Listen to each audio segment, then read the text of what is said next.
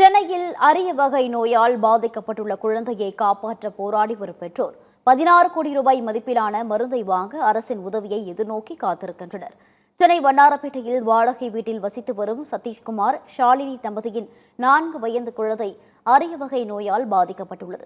சிகிச்சைக்காக குழந்தையை அரசு மற்றும் தனியார் மருத்துவமனைகளுக்கு கொண்டு சென்ற நிலையில் குழந்தைக்கான மருந்து வெளிநாட்டில் இருந்து வாங்க வேண்டியுள்ளதால் அதிக செலவாகும் என்று தெரிவித்துள்ளனர்.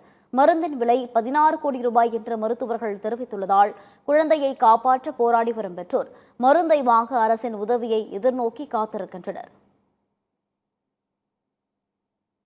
எனக்கு இப்போ தான் ஏப்ரல் மாதம் குழந்தை பிறந்தது. குழந்தை பிறந்து 45-50 நாள் வரைக்கும் நல்லா தான் இருந்தாங்க. பிறந்ததுக்கப்புறம் இப்போ நடுவில் ஒரு மே 30ஆம் தேதி அப்போ ஒரு உடம்பு சரியில்லாமல் அட்மிட் பண்ணோம். அப்போ தான் மருத்துவர் டெஸ்ட் எடுத்து பார்த்தாங்க. டெஸ்ட் எடுத்ததில் ஸ்பைனல் மஸ்குலர் அட்ரோபின்ற ஜெனட்டிக் ப்ராப்ளம் இருக்குதுன்றதை கண்டுபிடிச்சாங்க. இதுக்கப்புறம் நாங்கள் எக்மோர் ஆஸ்பத்திரிலையும் போய் ரிஜிஸ்டர் பண்ணோம். எக்ஸ்போர் ஆஸ்பத்திரிலையும் பார்த்தோம். இதுக்கான ட்ரீட்மெண்ட் இல்லைன்னு நாங்கள் வெளியில் தனியார் மருத்துவமனைக்கு போனோம். தனியார் மருத்துவமனையில் இதுக்கான சிகிச்சை பல கோடியில் இருக்குது. எங்கள் லைஃப்பில் சம்பாதிக்க முடியாத அளவுக்கு ஒரு பல கோடியில் இருக்குது இந்த மருந்து எல்லாமே. இப்போதைக்கு நான் என் குழந்தைக்கு கொடுக்கறது வெறும் சப்போர்ட்டிங் மெடிசன் மட்டும்தான்.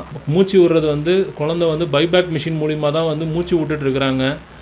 ஃபீட் பண்ணுறதும் பார்த்தீங்கன்னா என்ஜி டியூப்ன்ற டியூப் வழியாக தான் ஃபீட் பண்ணுறாங்க. மருந்து நாங்கள் அது வழியாக தான் கொடுக்குறோம். ஊசி 16 கோடி ஆகுன்றாங்க. எங்களுக்குனால முடியாத அளவுக்கு எட்டி கூட பார்க்க முடியாத அளவுக்கு இருக்குது இந்த மருத்துவத்துக்கான செலவு. எனக்கு தமிழக அரசு முதல்வர் விஜய் அண்ணன் தான் என் குழந்தைய எப்படியாவது காப்பாற்றணும். எனக்கு